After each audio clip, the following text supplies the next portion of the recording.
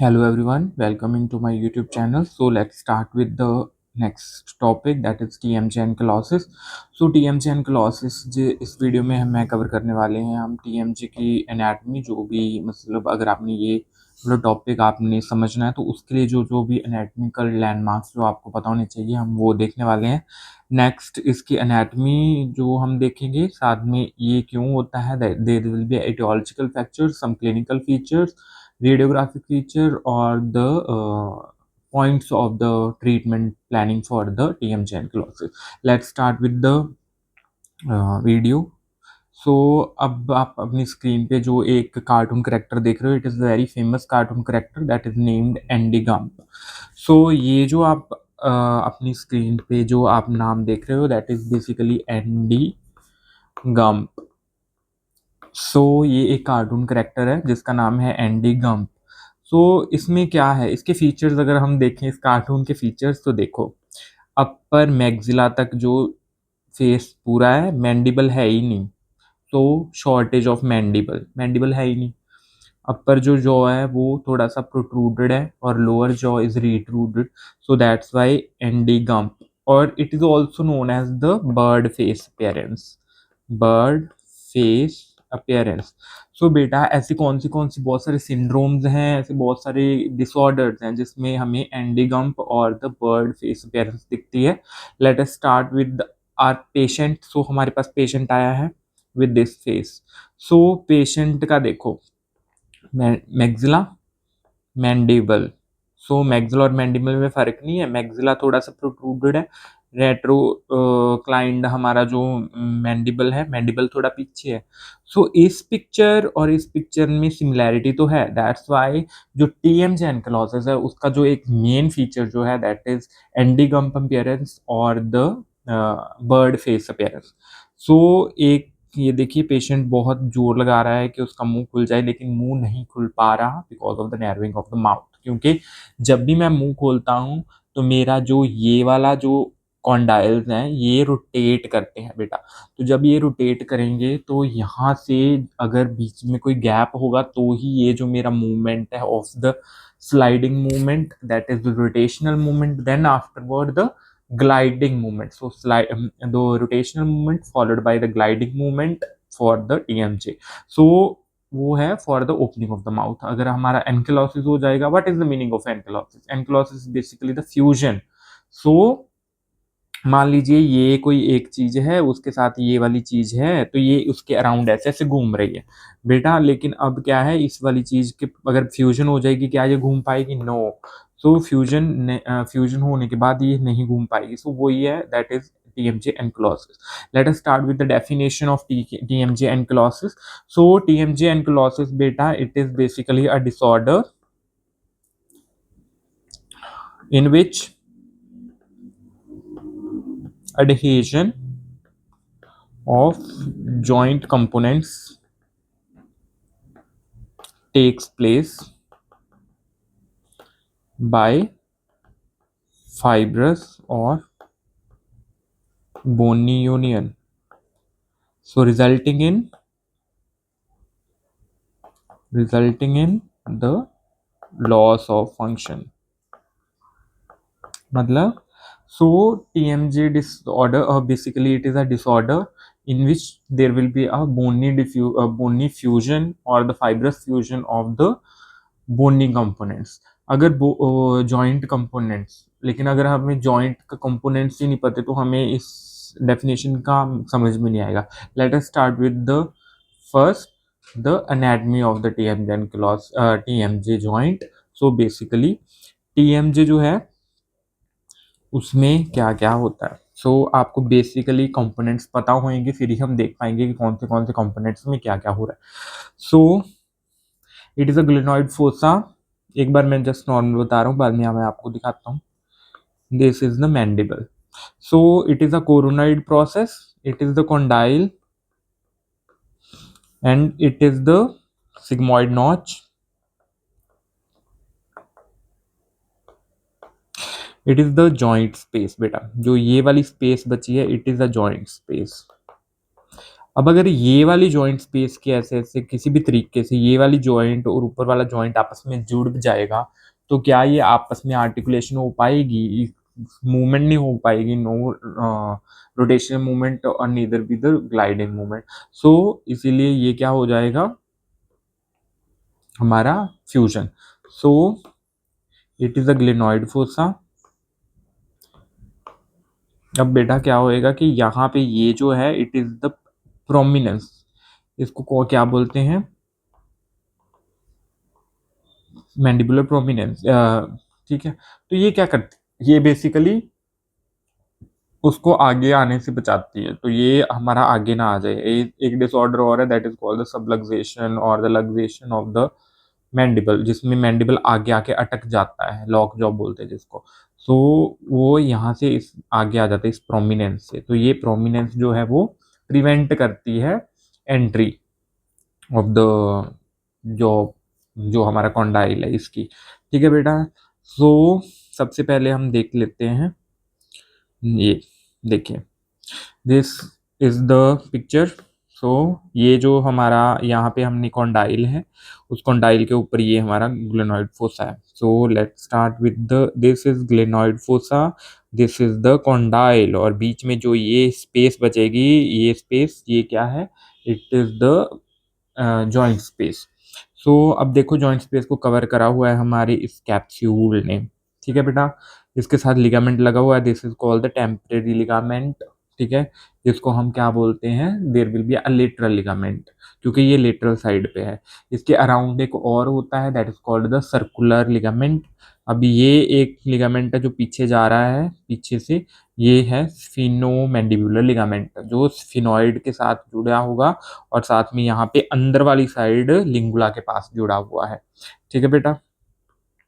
सो stylomandibular ligament, ये जो stylus है हमारा, जो स्टाइलस उसके साथ ये जुड़ा हुआ है। ठीक है बेटा, स्टाइलॉइड प्रोसेस है ये, स्टाइलॉइड प्रोसेस के साथ ये जुड़ा हुआ है, that is called the stylomandibular ligament. Next is the classification of the TMJ ankylosis. So अब आपको इसके बारे में, स्पेस में बारे में पता चल गया है। सो आगे टीएमजी के कंपोनेंट के कुछ की हम देख लेते हैं। ये देखिए, सिंपल आर्टिकुलर डिस्क बेटा, ये जो अंदर आर्टिकुलर डिस्क होती है, joint capsule, mandibular fossa. Let's revise. So हमने कहा है कि ये हमारा ग्लिनॉइड फोसा है, दिस इज हमारा कॉन्डाइल, और ये हमारी है, सो बेटा ये क्या है? This is the coronoid process. ये क्या है? कॉन्डाइल। ये क्या है? Sigmoid notch. ये क्या है? ग्ली सॉरी ये क्या है? Glenoid, shit, oh my God, ये क्या है? Glenoid fossa. So this is glenoid fossa. इस फोसा के अंदर, fossa is kind of a depression जिसके अंदर मेरा ये जॉइंट जाएगा। सो ठीक है, तो ये जॉइंट जो है कंडाइलिस के अंदर जाता है ऐसे, वहीं पे रहता है, और दोनों के बीच में एक स्पेस है, तो वो स्पेस जो बची है उसको बोलते हैं जॉइंट स्पेस। अब ये जॉइंट स्पेस खाली नहीं है, it is kind of a synovial joint, तो इसके अंदर क्या है? साइनोवियल फ्लूइड, और इसके अंदर एक डिस्क है, that is basically the remnant और द, हाँ, रेमिनेंट ऑफ द, बेसिकली किससे मिलके बनती है? That is the lateral pterygoid muscle की जो रेमिनेंट्स रह जाते हैं उससे मिलके बनती है। तो ये जो है बेटा, यहाँ पे ये वाला जॉइंट जो है यहाँ से लेके यहाँ तक, किसी और कलर के साथ डिफ्रेंशिएट करते हैं, ये वाला जो हिस्सा है that is called the mandibular space. अभी इसके अंदर हमारे एक, ठीक है बेटा, ये है, that is called the ligament और द डिस्क। सो ये क्या है? This is called the articular disc, this is called the articular disc. ठीक है बेटा, अब बीच में ये स्पेस बच गई है, लोअर स्पेस और अपर स्पेस, इसके अंदर क्या होगा? Synovial fluid. ठीक है, साइनोवियल फ्लूइड। सो अब हमारा जो ये वाला जॉइंट स्पेस है, इसकी वजह से हम क्या कह रहे हैं कि मूवमेंट हो रही है ऑफ द जॉइंट। लेकिन अगर ये आपस में ऐसे जुड़ जाएगा बेटा, तो क्या मूवमेंट हो पाएगी? अटक जाएगा ना जॉइंट, तो हो ही नहीं पाएगा। सो अगर बच्चों में ये कंडीशन हो जाती है तो उसमें क्या होएगा बेटा कि उसमें जो हमारा जॉ है वो मूव नहीं कर पाएगा। अगर जॉ मूव नहीं करेगा तो क्या होएगा, इधर वाला मूव कर रहा है, इधर वाली मसल्स काम कर रही हैं, उसको मूव करवाने में हेल्प कर रही है, लेकिन इधर वाला एक जगह पे है, तो मसल्स की एट्रोफी हो जाएगी, पहली बात। और दूसरी बात क्या है कि जब इधर वाला मसल ग्रो करेगा तो इधर वाला मसल इतना ग्रो कर जाएगा कि डेविएशन ऑफ द फेस हो जाएगी। तो फेस क्या है, तो फेस क्या है, टुवर्ड्स द मतलब इप्सिलेटरल साइड जो है वो डेविएट हो जाएगा। सो लेट्स स्टार्ट विद द, ये देख लो जॉइंट है बेटा, ये जो है बीच में दिखाई हुई है, ये this is articular disc, this is the lateral pterygoid muscle. अब देखो ये है stylomandibular muscle ligament. So let's start with the, ये this is the CT view, CT का है। इसमें देखो फ्यूजन हो रखी है, there will be no gap between the glenoid fossa और the condyle. So let's start with the classification of TMJ ankylosing. So classification given by शानीस, ठीक है, तो किसने दी है? शानी ने।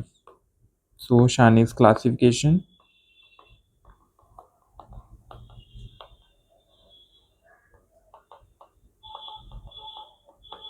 सो शानीस क्लासिफिकेशन के अकॉर्डिंग इसके कितने हैं? Class 3, class 1 which is basically the fibrous adhesion.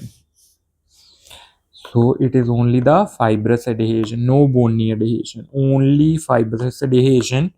Bony adhesion होएगी? नो, नो बोनी एडहेजन। नेक्स्ट बेटा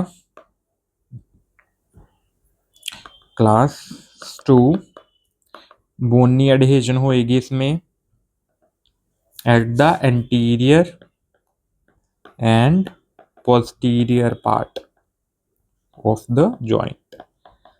बेटा जो हमारा जॉइंट है ये वाला ऐसे करके, है ना, ये जो हमारा जॉइंट है उसके एंटीरियरली और उसके पोस्टीरियरली, ठीक है, दो जगह पे।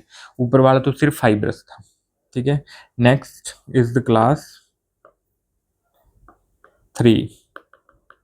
क्लास 3 में क्या है बेटा? बोनी एडहेजन होएगी इसमें भी, बोनी एडहेजन और द ब्रिजिंग, ठीक है बेटा। बोनी एडहेजन हो जाएगी पूरे के पूरे जॉइंट की। This is our joint. So ये सारे का सारा क्या हो गया? बोनी एडहेजन होगी ऊपर वाली उसके साथ, ठीक है बेटा। Next is the class 4। Class 4 में क्या है कि इतनी ज़्यादा सिवियरिटी ऑफ एंकिलोसिस हो जाएगी कि वो साथ वाली चीज़ों को भी इन्वेड करेगी, ठीक है बेटा। तो adhesion involving the sigmoid notch और समटाइम्स कोरोनाइड प्रोसेस।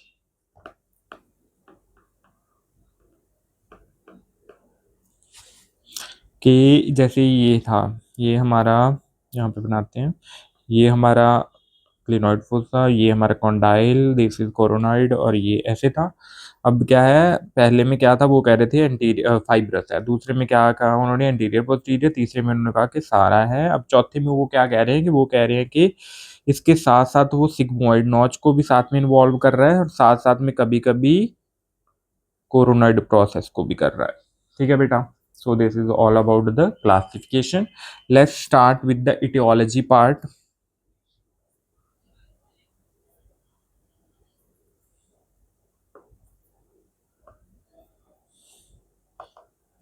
Causes, क्यों हो रहा है? So causes क्या क्या हो सकते हैं? ट्रोमैटिक इंजरीज, कोई भी ट्रोमैटिक इंजरी, कई बार क्या होता है कि जो हमारी नॉर्मल डिलीवरी थी पहले, जो नॉर्मल डिलीवरी थी या फिर सिजेरियन सेक्शंस थे, तब जो बच्चा है उसको फोर्सेप्स के थ्रू, जब फोर्सेप्स डिलीवरी जिसको बोलते हैं, फोर्सेप्स डिलीवरी, उसके थ्रू जब निकाला जाता था, फोर्सेप्स से हेड को पकड़ के बाहर निकाला जाता था तो पार्चुरेशन के दौरान, तो तब भी जो बच्चे के ये वाली जगह पे फोर्सेप्स अटकने की वजह से, यहाँ पे प्रेशर पड़ने की वजह से क्या हो जाता था, ब्लीडिंग हो जाती थी। Then there will be bleeding, then उस ब्लीडिंग की वजह से वहां पे बोनी एडहेजन स्टार्ट हो जाती थी और एनकिलोसिस हो जाता था। Let's talk about the other causes. So local और सिस्टेमिक, कोई और कॉज भी हो सकता है लोकल और सिस्टेमिक इन्फेक्शन की वजह से। So systemic infection like ankylosis spondylitis, so ankylosing spondylitis, ankylosis spondylitis. Next is the rheumatoid arthritis,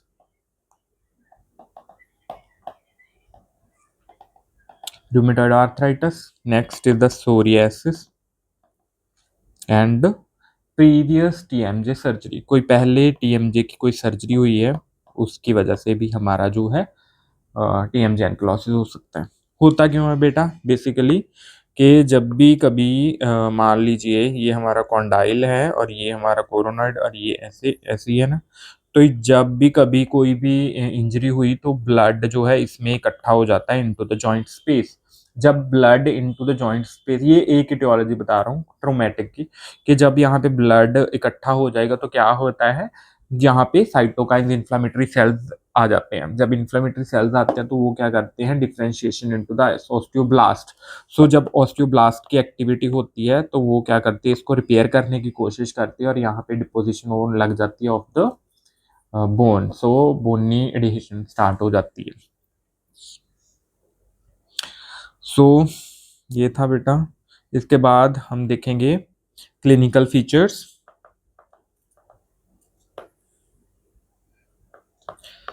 सो बेटा, अगर मैंने बताया था कि एक साइड हमारा जो है अफेक्टेड है और दूसरी साइड नॉर्मल है, तो जो जॉ है वो क्या करेगा, डेविएट करेगा टुवर्ड्स द अफेक्टेड साइड। ये हमारा पहला क्लिनिकल फीचर है। सो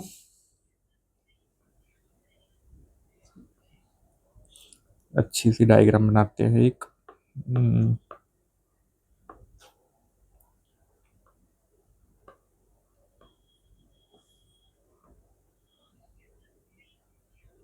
ठीक है बेटा।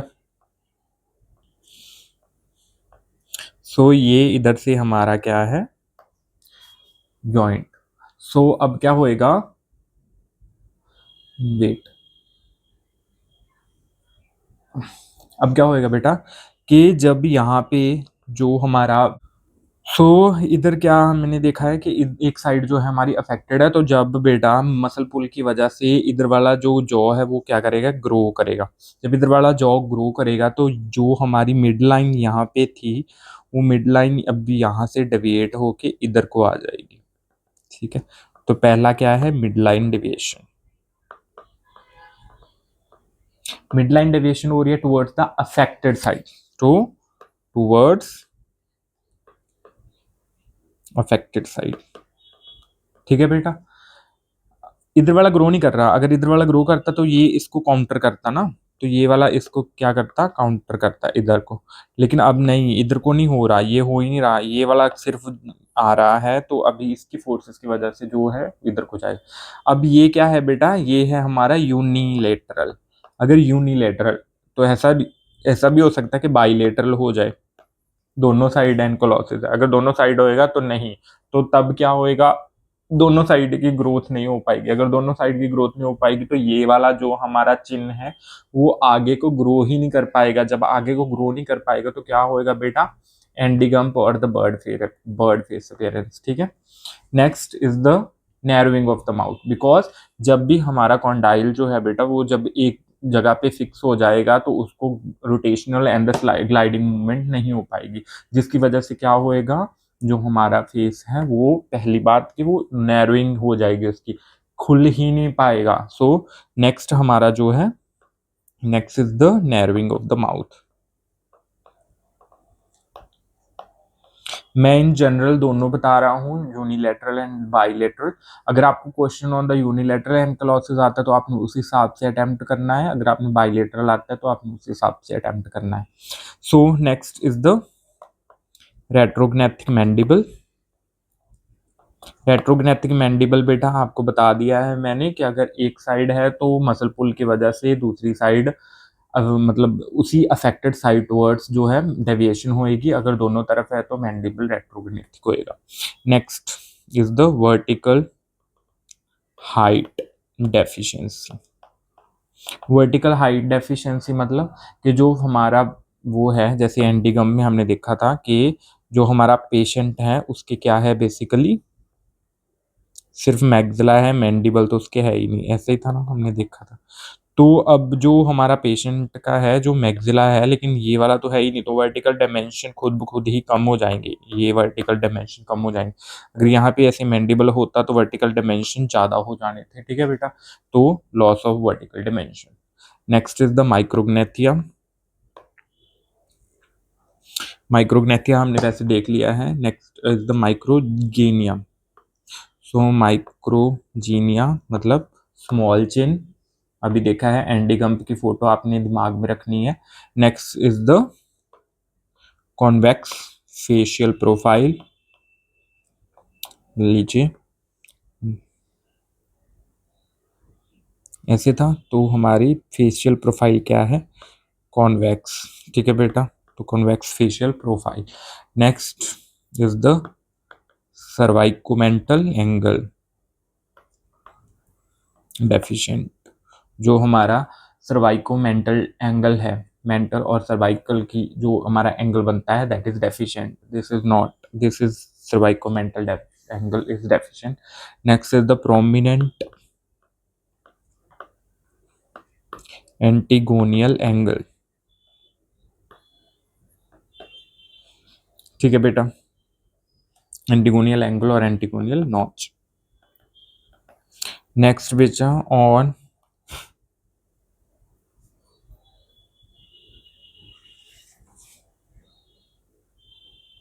ऑन एग्जामिनेशन क्या क्या हमें फाइंडिंग्स मिलेंगी एग्जामिनेशन करने पे। सो वही है बेटा, अक्लूजन मालफॉर्मेशन मिलेगी इंट्राओरल बेसिकली, तो अक्लूजन मालफॉर्मेशन पता ही है। डेविएशन मिलेगी मिड लाइन की, पोस्टीरियर क्रॉस बाइट,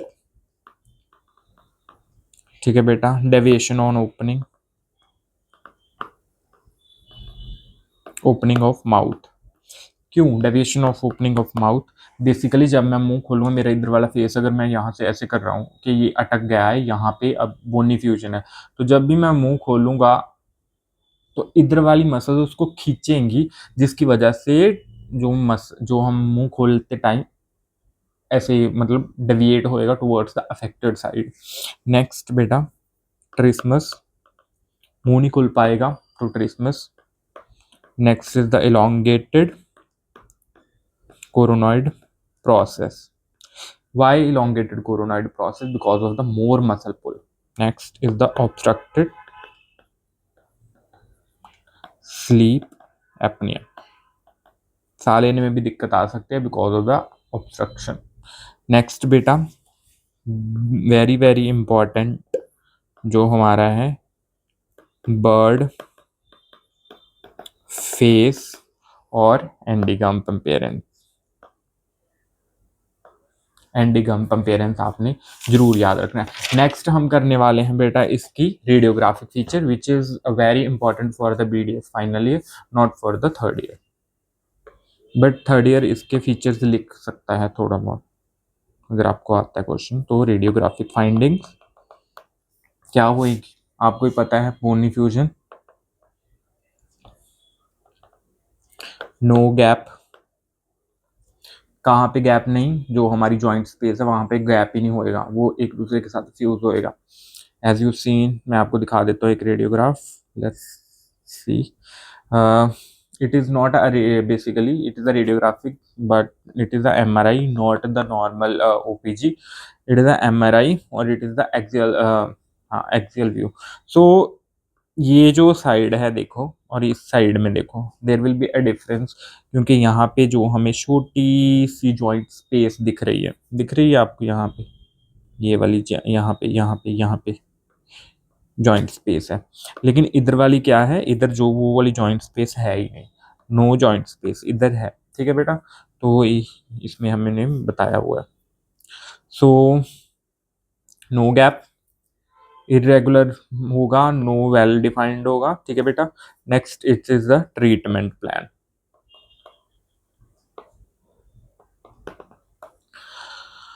सो ट्रीटमेंट में हमने क्या देखना है, बेसिकली फिजियोथेरेपी और सर्जरी। सर्जरी के बाद फॉलोड बाय फिजियोथेरेपी, सर्जरी करेंगे देन फिजियोथेरेपी। कौन सी सर्जरी हो सकती है, तो थर्ड ईयर बस इतना 2 पॉइंट्स लिखेगा, दैट इज सर्जरी और फिजियोथेरेपी। लेकिन फाइनल पीडीएफ एग्जाम के लिए हम देखेंगे there will be different kinds of surgeries. So early surgical intervention in the childhood can reduce the adverse effect on the facial development. अगर बेटा बच्चा छोटा है और तब हम उसका स्टार्ट कर देते हैं ट्रीटमेंट ऑफ द एनकेलोसिस, तो जो उसके बाद एडवर्स इफेक्ट आने वाले हैं वो बहुत ही ज़्यादा कम होंगे। ठीक है, अगर मतलब हम उसको तब इंटरवेंशन नहीं कर रहे कोई भी सर्जिकल, तो उसके बाद क्या होएगा कि जैसे जैसे पेशेंट बढ़ेगा, उसकी एज बढ़ेगी, उसकी फेशियल ग्रोथ होएगी, तो उसकी जो सेम इप्सिलेटरल साइड है उसकी ग्रोथ कम हो जाएगी। जब उसकी ग्रोथ कम हो जाएगी तो दूसरी साइड की ग्रोथ जो है वो नॉर्मल है, तो तब उसकी वजह से क्या होएगा, मिड लाइन डिविएशन होएगी टुवर्ड्स द सेम और द इप्सिलेटरल साइड। सो इसी के कारण, और अगर बाइलेटरल है तो उसकी वजह से दोनों साइड की जो है ग्रोथ वो हिंडर होएगी और द एंडीगम्प और the bird face appearance start हो जाएगी। सो इसीलिए जितनी जल्दी आप इसका सर्जिकल इंटरवेंशन करेंगे उतनी ही कम इसके जो है हमें फीचर्स दिखाई देंगे। सो इसमें सर्जरीज कौन सी हो सकती हैं, first is the gap arthroplasty,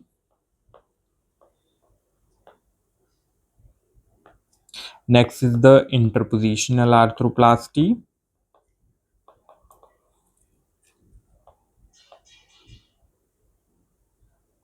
next is the joint reconstruction. ऊपर वाली में हम उसकी क्या कर रहे हैं, मॉडिफिकेशन कर रहे हैं। इन दोनों में हम क्या कर रहे हैं, मॉडिफिकेशन। प्लास्टी आ गया ना, दिस विल बी अ रिकंटूरिंग। लेकिन अगर जॉइंट रिकंस्ट्रक्शन की बात कर रहे हैं तो उसमें हम पूरे का पूरा जो जॉइंट है वो ही बाहर से नया डाल रहे हैं, तो जॉइंट रिकंस्ट्रक्शन। और जो फाइब्रस हमारा एनकलोसिस हमने पढ़ा है, it may be treated by the functional method. Functional method मतलब बाय द फिजियोथेरेपी। ठीक है बेटा, तो ये था इसका ट्रीटमेंट। सो अब ये सारा कंप्लीट हो गया। हमने इसमें क्या क्या पढ़ लिया है, हमने इसमें पढ़ा है बेटा कि डीएमजे एनकेलोसिस बेसिकली उसकी डेफिनेशन करी है, उसकी क्लासिफिकेशन करी है, वो होता क्यों है, एटियोलॉजिकल फीचर करे हैं, उसके जो क्लिनिकल फीचर्स हैं वो करे हैं, रेडियोग्राफिक फीचर करे हैं, और सम ट्रीटमेंट प्लान।